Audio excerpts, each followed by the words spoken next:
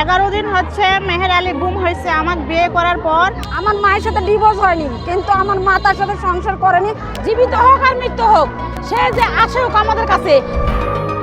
একজন স্বামী নিখোঁজ হয়েছেন, আর অভিযোগ তাকে নাকি অপহরণ করেছে নিজেরই দ্বিতীয় স্ত্রী।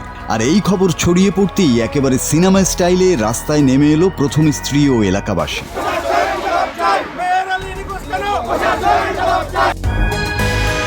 দিনাজপুরের হিলি শান্ত একটা সীমান্ত শহর, কিন্তু সেই শান্তি ভেঙে গেল এক অদ্ভুত ঘটনার মোড়ে।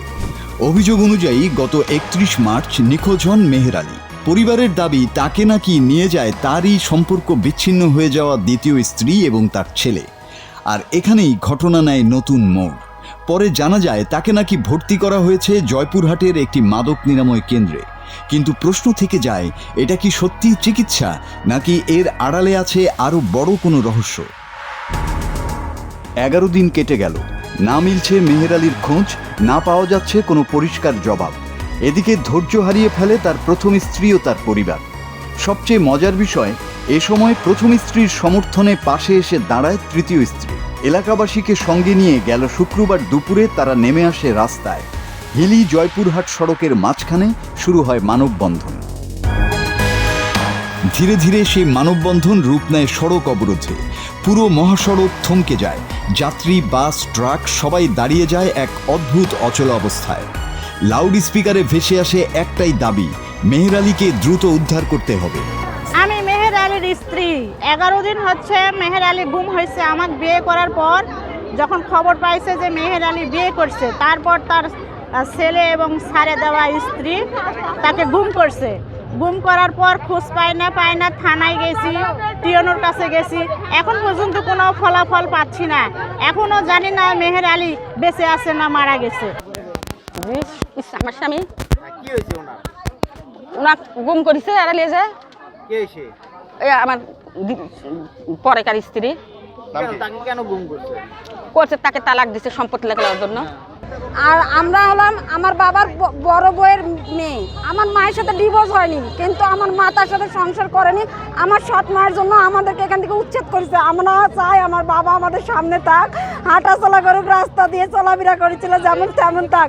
উনি আমার বাবাকে গুম করে দিয়েছে আমার বাবা বিয়ে করার কারণে। স্থানীয়দের অভিযোগ আরো ভয়ঙ্কর। সম্পত্তি দখলের উদ্দেশ্যেই নাকি এই পুরো ঘটনা সাজানো হয়েছে। তারা বলছে, আমরা আর অপেক্ষা করতে পারছি না, আমাদের মানুষটা ফিরিয়ে দিতে হবে। তাদের স্বার্থ যে আমার বাবা আবার বিয়ে করেছে, এই কারণে যদি সন্তান হয় জমা জমি তারা ভাগ পাবে, যেরকম আমরা পাবো।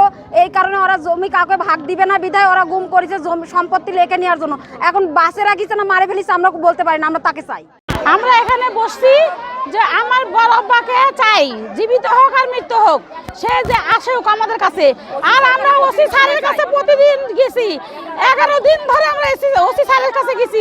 আমাদের ওসি স্যার কয় যে আজকে না কালকে না পরশুদিন না তরশুদিন করে আমাদের এই যে ঘোরাচ্ছে। আমরা 11 দিন ধরে ঘুরতেছি। আবার টিওনের কাছে গেছি, টিওনো স্যারের কাছে গেছি, টিওনো স্যার বলতেছে যে যাও, তোমরা ওসির কাছে আমরা ফোন করে দিছি, তোমরা হলো থানাতে যাও। আমরা 11 দিন ধরে এই যে থানাতে যাওয়া আসা করতেছি, আমাদের কোনো কাজ করে। ওসি স্যার বলে যাও আজকে না কালকে না পরশুদিন, তাই বলে। আজকে আমাদের ওসি স্যার যাই আসুক না কেন, আমরা মানববন্ধন করেছি, আমরা এখানেই চাই, আমাদের এখানে বিচার করেছি, আমরা এখানে চাই, উদ্ধার চাই এখানে। অন্যদিকে পুলিশ বলছে বিষয়টি তদন্তাধীন। মাদক নিরাময় কেন্দ্রে ভর্তি করার তথ্য খতিয়ে দেখা হচ্ছে এবং 24 ঘন্টার মধ্যে উদ্ধারের চেষ্টা চলছে। মেহের আলীর তৃতীয় স্ত্রী, সদ্য বিবাহিত তৃতীয় স্ত্রী, সে অভিযোগ করে যে তার স্বামীকে খুঁজে পায় না। তখন আমরা অভিযোগের প্রেক্ষিতে তৃতীয় স্ত্রীর বাসায় এসে তাদের পরিবারের লোকজন সহ দেখাই, তারপরে এখানে পাওয়া যায় না। তো তাদের অভিযোগ হলো যে দ্বিতীয় স্ত্রীর সন্তানেরা তার যে সম্পত্তি আছে লেখে নেওয়ার জন্য তাকে অজ্ঞাত স্থানে আটক রাখিয়েছে। আমরা এই বিষয় নিয়ে কাজ করতেছি, 24 ঘন্টার মধ্যে ভিকটিম উদ্ধার করব। এখন পরিস্থিতি, রাস্তা ব্যারিকেড ছিল, এখন রাস্তা ছেড়ে দিয়েছে। 24 ঘন্টার মধ্যে আমরা ভিকটিম উদ্ধারের প্রতিশ্রুতি দিয়েছি, এখন পরিস্থিতি স্বাভাবিক। শেষ পর্যন্ত 2 ঘন্টা অবরোধের পর পরিস্থিতি শান্ত হয়, কিন্তু সেই প্রশ্নটা থেকেই যায়, সত্যি কি এটা অপহরণ নাকি পারিবারিক টানাপোড়েনের এক ভয়ঙ্কর রূপ? একটা মানুষ নিখোঁজ, কিন্তু তার চারপাশে ছড়িয়ে থাকা রহস্য এখনো অমীমাংসিত। Bangla TV news desk.